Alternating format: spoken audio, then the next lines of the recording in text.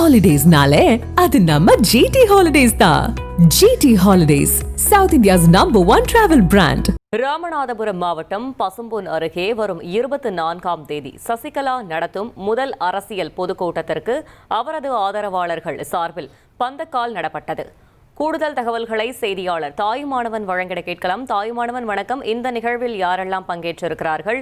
மேலும் முதல் அரசியல் பொதுக்கூட்டத்தில் என்னென்ன முக்கிய முடிவுகள் எடுக்கப்பட இருக்கிறது? முழு தகவலை சொல்லுங்க.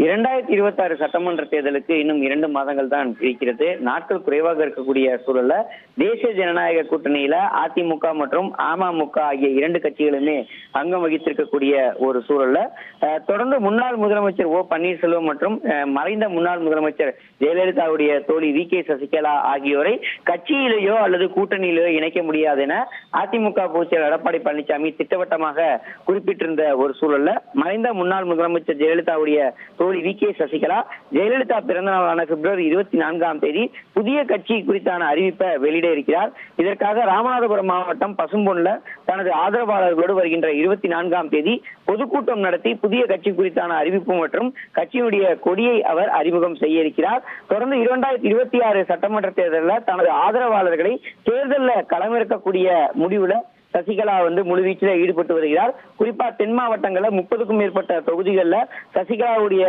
ஆதரவாளர்கள் போட்டியிட இருப்பதாக தகவல்கள் வெளியிடப்பட்டிருக்கக்கூடிய நிலையில் தொடர்ந்து போயஸ் தோட்ட இல்லத்தில் இது தொடர்பான பல்வேறு ஆலோசனைகளிலும் ஈடுபட்டு வருகிறார். இப்படிப்பட்ட ஒரு சூழல்ல தான் தற்போது ராமநாதபுரம் மாவட்டத்துல பசும்பொன்ல நடைபெறக்கூடிய சசிகலாவுடைய அந்த பொதுக்கூட்டத்திற்கான பந்தக்கால் நடும் விழா என்பது இன்றைய தினம் நடைபெற்றது. சசிகலா ஆதரவாளர்கள் ராமகிருஷ்ணன், வெள்ளத்துறை ஆகியோர் இந்த பந்தக்கால் நடும் நிகழ்வுல கலந்து கொண்டிருந்தாங்க.